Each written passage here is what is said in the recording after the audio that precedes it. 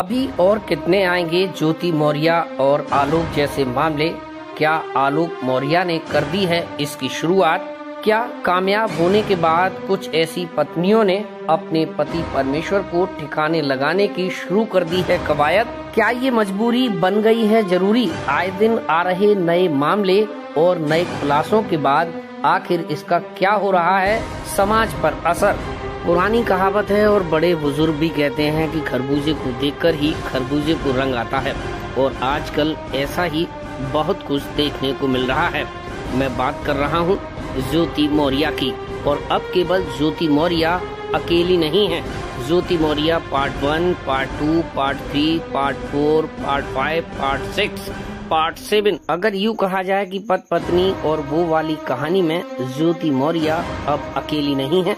ऐसी और भी कई मामले सामने आए हैं, जिसमें एक मामला उत्तर प्रदेश के प्रयागराज से सामने आया है, तो वहीं दूसरा मामला उत्तर प्रदेश के अमेठी से सामने आया है। तीसरा मामला उत्तर प्रदेश के कानपुर देहात से सामने आया है, तो वहीं चौथा मामला झारखंड से सामने आया है। कहीं न कहीं इन सब की कहानी ज्योति मौर्य के जैसी ही है, जहां पतियों ने मेहनत मजदूरी करके अपनी पत्नियों को पढ़ाया लिखाया और उन्हें सरकारी नौकरी दिलाई, लेकिन सरकारी नौकरी पाने के बाद उन्होंने अपने पति परमेश्वर को ही छोड़ दिया। हाल ही में प्रयागराज के आलोक मौर्य का मामला सामने आने के बाद अर्जुन ने भी हिम्मत जुटाई और अपनी आप बीती सुनाई कि किस तरह वह शादी के बाद पत्नी को पढ़ाने की ललक में कर्ज में डूब गया, तकलीफ भरी जिंदगी गुजार रहा है, और उसके साथ जो हुआ उसे सुनकर आपकी आंखों में भी आंसू आ जाएंगे। उसने अपनी पत्नी को नर्स बनाया, लेकिन आज वह उसके साथ रहने को तैयार नहीं है। इसका एक ऑडियो भी वायरल हो रहा है, ये हम आपको बाद में सुनवाएंगे, लेकिन उससे पहले कुछ और जानकारी देना भी बेहद जरूरी है। तो वहीं ऐसा ही एक मामला कानपुर देहात से भी सामने आया, जहां मजदूरी कर पत्नी को पढ़ाया लिखाया, नौकरी लगी तो साथ रहने से पत्नी ने इनकार कर दिया। झारखंड से भी ऐसा ही मामला सामने आया, जहां पति ने मजदूरी कर पत्नी को नर्स बनाया, अब पत्नी ने साथ रहने से इनकार कर दिया, और शख्स का कहना है कि उसकी पत्नी 10 साल के बच्चे के साथ 14 अप्रैल से लापता है। जहां एक और ज्योति मौर्य और उसके आशिक की ऑडियो रिकॉर्डिंग वायरल हो रही है, जिसमें वह आलोक मौर्य को रास्ते से हटाने की बात कर रहे हैं। वहीं दूसरी ओर सत्ता मौर्य और अर्जुन सिंह की भी एक ऑडियो रिकॉर्डिंग वायरल हो रही है। हम ये ऑडियो रिकॉर्डिंग आपको सुनवाएंगे, लेकिन उससे पहले ये जानना भी जरूरी है, क्या हमारा देश पाश्चात्य सभ्यता की ओर आगे बढ़ रहा है? क्या धीरे धीरे भारतीय संस्कृति और सभ्यता विलुप्त होती जा रही है? वो दौर और था जब भारतीय नारी अपने पति को ही परमेश्वर मानती थी और उस पर अपना सर्वस्व न्यौछावर कर देती थी। अपने संपूर्ण जीवन में पर पुरुष का स्पर्श तो दूर की बात, वह अपने पति के अलावा किसी दूसरे मर्द की ओर एक नजर भर के देखना भी पाप मानती थी। पर ऐसा लगता है कि आज समय बहुत बदल चुका है। आज की नारी भी बहुत बदल चुकी है। भले ही वह 7 फेरों के साथ अपने पति के साथ जीने मरने की कसम खाती हो, या 7 वचन के साथ 7 जन्मों के बंधन में बंधने की परंपरा निभाती हो, लेकिन सुनने में ये थोड़ा कड़वा तो जरूर लगेगा। लेकिन अगर देखा जाए कि पति को परमेश्वर मानने वाली नारियों की संख्या अब कितनी रह गई है, तो शायद हम और आप इसका अच्छे से अनुभव भी कर सकते हैं और समझ भी सकते हैं। वैसे भी आज नारियां पुरुषों से किसी भी बात में पीछे कहाँ हैं। वह पुरुष से एक कदम आगे चलने की कोशिश करती हैं, और चलना भी चाहिए, क्योंकि बदलते वक्त के साथ जो नहीं बदला वह ही आज के समय में पीछे रह जाता है। और अगर देखा जाए तो नारियां आज के समय में पुरुषों से बिल्कुल भी पीछे रहना नहीं चाहती हैं, फिर चाहे मामला प्रेम प्रसंग का हो या फिर कोई और। ऐसी ही एक भारतीय नारी की चर्चा आजकल सोशल मीडिया में जमकर सुर्खियां बटोर रही है। आप भी समझ गए होंगे कि आखिर मैं किसकी बात कर रहा हूं और किसकी ओर इशारा। इस पतिव्रता नारी के चरित्र ने भारत में सतीत्व को धारण करने वाली नारियों को बहुत पीछे छोड़ दिया है। शायद आज कोई भी न तो उनकी चर्चा करना चाहता है और न ही उनके आचरण को अपने जीवन में उतारना चाहता है। मैं आज ऐसी ही एक चरित्रवान भारतीय नारी की बात कर रहा हूँ, जो एक सम्मानित और जिम्मेदार संवैधानिक पद पर आसीन है, और भले ही दबे मुंह सही, लेकिन आज उस भारतीय नारी की चर्चा हर घर में हो रही है। आज हम बात कर रहे हैं ज्योति मौर्य की। आज ये चर्चा आम है कि ज्योति मौर्य के पति आलोक मौर्य, जो कि एक सफाई कर्मी है, उन्होंने शादी के बाद ज्योति मौर्य को पढ़ा लिखा कर फर्श से अर्श तक पहुंचाया, लेकिन उसने एसडीएम बनते ही अपने पति आलोक मौर्य के त्याग और बलिदान को भुलाते हुए ऐसा सिला दिया कि वह जीवन भर इसे भूल नहीं पाएगा। सुनने में ये भले ही एक कहानी लगती हो, लेकिन ये कहानी नहीं, हकीकत है उस उत्तर प्रदेश की जहां आज राम राज्य स्थापित हो चुका है। बताया जा रहा है कि एसडीएम बनते ही ज्योति मौर्य अपने पति को छोड़ किसी और साहब को दिल दे बैठी। ये पुरानी कहावत है और बड़े बुजुर्ग भी कहते हैं कि इश्क और मुश्क छुपाए कहाँ छुपते हैं। ज्योति मौर्य के साथ भी ऐसा ही हुआ। जब पति ने ज्योति मौर्य को रंगे हाथ पकड़ा तो मैडम आग बबूला हो गईं और लगी खरी खोटी सुनाने। इसकी ऑडियो रिकॉर्डिंग भी आज खूब वायरल हो रही है, वह हम आपको आगे सुनवाएंगे। लेकिन कहानी यहीं पर खत्म हो जाती तो और बात थी। आखिर वही हुआ जिसका डर था। ज्योति मौर्य के पति आलोक मौर्य ने मैडम के राज खोलने शुरू कर दिए। ज्योति मौर्य और आलोक मौर्य की बेवफाई की दर्द भरी दास्तान हर किसी की जुबान पर है। सोशल मीडिया पर तरह तरह के मीम्स और जोक्स बन रहे हैं। सुना जा रहा है कि जिनकी पत्नियां कंपटीशन की तैयारी कर रही थीं, उनके पतियों ने उन्हें घर वापस बुलाना शुरू कर दिया है। कोई इसकी तुलना अमिताभ बच्चन की फिल्म सूर्यवंशम से कर रहा है, तो कोई चांद के पार चलो से। लेकिन मैं तो सिर्फ इतना ही कहूँगा कि इस दर्दनाक हकीकत ने लोगों के मन ही मन अपनी पत्नियों के प्रति अविश्वास की लौ जरूर जगा दी है।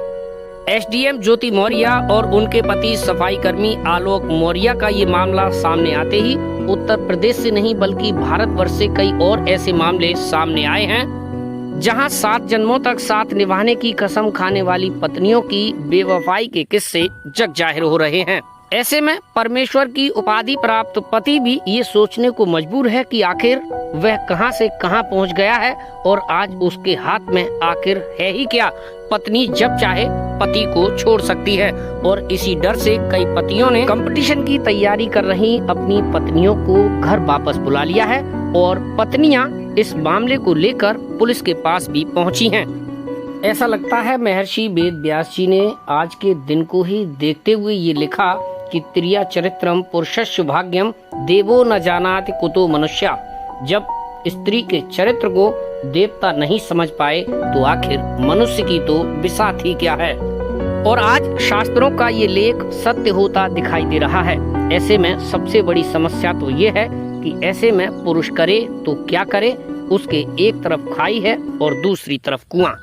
हालांकि मुझे ये बताते हुए भी कोई गुरेज नहीं होगा कि महर्षि वेद व्यास जी ने ये भी लिखा मातृ देवो भव, यानी स्त्री देवी का स्वरूप होती है और ऐसी देवियों को नमन भी करना चाहिए। हालांकि इतना कुछ होने के बाद भी मैं एसडीएम ज्योति मौर्य का नाम तक लेना नहीं चाहता, लेकिन उसकी वजह से आज जो माहौल उत्पन्न हो रहा है वह शोचनीय भी है और निंदनीय भी, क्योंकि इसका सीधा प्रभाव देश की नारी समाज पर पड़ता हुआ दिखाई दे रहा है, जो कि बेहद कष्टदायी है। पहले हम आपको सुनाते हैं ज्योति मौर्य और उसके आशिक की वायरल ऑडियो रिकॉर्डिंग, और उसके बाद हम आपको सुनाएंगे प्रयागराज की सविता मौर्य और उसके पति की वायरल ऑडियो रिकॉर्डिंग। हालांकि हम इन दोनों वायरल ऑडियो रिकॉर्डिंग की पुष्टि नहीं करते। हेलो। Hi baby. हाय, कैसे हो आप? मैं तो ठीक हूँ, क्या कर रहे हो आप? कुछ नहीं यार, काम कर रही थी। आप इतनी टाइम क्यों कॉल कर रही हो? मेरे आलोक जी को पता चल जाएगा तो वो पता नहीं। अरे तुम्हारे पति की बात कर रहे हो? अरे पति तो कोई बात है, सोया नहीं अभी तक क्या वो? नहीं, अभी जग रहे हैं, बच्चों के पास है। बच्चों के पास है? यार तुम कब से मेरे को बोल रही कि यार उसको तलाक दूंगी, कब दे रहे हो? मतलब क्या है तुम्हारा, मेरे को समझ नहीं आ रहा। यार जब बोला है तलाक देने के लिए दूंगी, वो देगा तभी तो। ना ही वो मुझे तलाक दे रहा है, सोशल मीडिया पे इतना ड्रामा कर दिया, इसको तो जी करा जान से मार दूं। क्या क्या नहीं वो करा, जाके झूठी कंप्लेंट भी करवाया कि दहेज के चक्कर में इन लोगों ने मुझे मारा पीटा, और बोल रहे हैं तो पैसों के लिए, फिर भी वो पता नहीं कैसे बच जा रहा है। तो यार अब मेरी बात सुनो, मैं इसमें क्या हेल्प करना करूँ ये बताओ। मैं तो बस ये चाहता हूँ साथ में रहें और क्या तुम्हारा बताऊं? पति अलग हो जाए। क्या मैं ये चाहता हूँ कि हम दोनों साथ में रहें और तुम्हारा पति अलग हो जाए, तो उसमें क्या हेल्प करूँ बताओ। क्या करना है यार, इसको अब माँ जान से मरवाना है, क्योंकि इसका तो कोई वो है नहीं। पता नहीं कब तक क्या करेगा क्या चलेगा, ये जान से मरेगा, खत्म खत्म कहानी होगी इसकी। बाकी तुम अपने पास को कब तलाक दे रहे हो? अच्छा तो क्या करें बताओ, क्या प्लान करें ये बताओ। कुछ सोचते हैं इसके ठिकाने लगाने का। अच्छा गाड़ी से कुचलवा दें। हाँ, और नहीं तो क्या, वो सुबह सुबह जॉब पे जाते हैं ना। हम्म। हाँ, या फिर शाम को जब आते हैं फर्स्ट टाइम, तो ही टाइम है हमारे पास में, वो घर से बाहर निकलते हैं। अच्छा तुमने खाना खाया? अगर खाना नहीं खाया ना तो जहर है ना, जहर की दवाई दे मार दो उसे। यार जहर मैं कैसे लेके आऊंगी? तू बताइए, तुम्हें दुकान है, जहर देती भी नहीं है, पहले पूरा उनको जानना है। हाँ, वो भी ऐसे जहर देंगे तो चूहा हुआ मान रहे, उसे तो मरने वाला नहीं है। अच्छा अरे नहीं मर जाएगा जब चूहे मारने की अगर दवा दोगे तो। अरे नहीं मरेगा वो, पता है मुझे। उसे कोई थोड़ी ना मरता है दवाई से। अच्छा छोड़ो, ये वो सारी चीजें तो होती रहेगी यार। मुझे ना तुम्हारी याद आ रही है, मिल रही हो 2 दिन से, हम मिले नहीं। मुझे भी तो याद आ रही है, पर क्या करे, सोशल मीडिया पे इतना वो कर दिया उसने कि चल रहा है कि कुछ समझ में नहीं आ रहा कहाँ से वो अभी पता नहीं कौन से इंसान का फोन आया था, बार बार बोल रहा है कि मुझे आपको इस टॉपिक पे बात करनी है, आप मेरा तलाक क्यों देना चाहती हो, 13 साल की शादी, ये वो। हाँ, नहीं तो दिमाग खराब हो गया है, समझ में नहीं आ रहा। अच्छा यार मेरे को भी ना समझ में नहीं आ रहा है यार। और ये सोशल मीडिया की वजह से ना मेरी बीवी को भी पता चला है। ये तो तुम चला दे रहे अपने बेबी को। मैं सोच रहा हूँ मेरी बीवी को भी मार दूं। क्या क्या तलाक नहीं ले रही है क्या वो? वो तलाक बोला ले, कुछ भी ना ले रही, बोल रहे पैसे चाहिए, मार दूं जान से। पैसे चाहिए, और ये क्या बोलते हैं, लोग के साथ उसका भी है, लोग की बहुत हेल्प कर रही है वो। हाँ मिलके कर रहे हैं ना, वो दोनों मिल गए वहां से। हाँ, ये तो है। के लिए आ जाओ ना, बहुत याद आ रही है तुम्हारी। यार तू पागल हो गया, अभी घर पे इतना बड़ा हंगामा हो रहा है, तुम्हें पता है सब लोग यहाँ पे है, अभी मैं आऊंगी फिर कोई क्या बोलेगा, क्या सोचेगी? और आपको पता है रात हुई है, मैं रात को नहीं आ सकती, सुबह रहता तो मैं आ भी सकती हूँ। अच्छा मैं आपसे सुबह में मिलूंगी, ठीक है? चलो ठीक है, सुनो मैं थोड़ी देर में कॉल करता हूँ, मेरी भी पास में, बाद में बात करते हैं। हेलो। हाँ हेलो। कितना पोस्ट डालेगा अभी? देखो कुछ नहीं डालेंगे, कुछ नहीं करना है लाइफ में, बस देख तुम जानती हो ये सब बवाल, मेरी बात सुन, जितने दिनों से तुम ब्लैक लिस्ट में रखी हो, अगर वो थोड़ा बताएं, थोड़ा बात की होती ना, अगर थोड़ा थोड़ा बात होता है तो सब चीजें का हल हो सकता है, या हम बैठ देख के बात होता है या फोन से बात होता, तो बार बार हर एक ही एक बात चीज रिपीट का। कर रहा है। हाँ देख हर हर चीज का चीज हल का है। इंसान समझता है तब बात किया जाता है, ठीक? तो हम्म। जितना हमें सजा दे रहा है, जितना हमें प्रताड़ित कर, जितना हमें परेशान कर रहा है, जितना हमारे शरीर में आग लग रहा है, तू अभी औरतों का असली रूप देखा नहीं है। यार जब औरतें अपने पे उतर आएंगी ना, तो तुझे ना फाड़ देंगी बीच बीच से, ये तू जान ले। तुझे अंदाजा नहीं है कि कब तक औरतें बर्दाश्त करती हैं और कितना सहती हैं, ठीक है? हाँ, तेरा अब लिमिट एकदम पार हो गया है। तो यार कितने दिन से हम तुमसे सही होने के हेलो, लिए बोल रहे हैं, सब सही फिर हो से मेरी जाए। बात सुन ले एक बार और, बाद में बोलना। हम्म। मेरी बात सुन, तू कुछ भी कर ले, भगवान भी उतर के आ जाए नीचे जमीन पे, वो भी कहेंगे ना तेरे साथ रहने के लिए, तो भी हमें एक्सेप्ट नहीं है। हम पूरा जिंदगी बिना शादी के रह जाएंगे, इतना हम में है, लेकिन तेरे साथ नहीं रहेंगे। वो भी तो नहीं करती हो यार, ये तो वादा करके तुमने चीट कर दी हमको।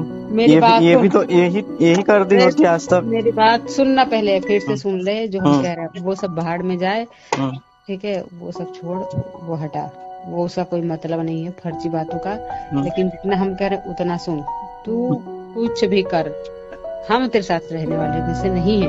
परेशान दो मत हो, तेरा हर चीजें जगह दो कर चीजें दिए। हाँ तू वो हाँ ठीक है। एसडीएम वाला मामला लेके कूद रहा है। तू नॉर्मल इंसान है, एसडीएम के और वो वाला खेल यहाँ मत खेल। तो वही बता रहा था कि हम एक लोग नॉर्मल एक परिवार से हैं, शरीर तुम में ना, अच्छे से रहो। एक शरीर में कितने टुकड़े होंगे तुझे अगर अंदाजा देखा भी जाए नहीं तो है। आज हर किसी की जुबान पर एसडीएम ज्योति मौर्य का नाम है। लोग तरह तरह के मीम्स, वीडियो और सॉन्ग बनाकर सोशल मीडिया पर वायरल कर रहे हैं।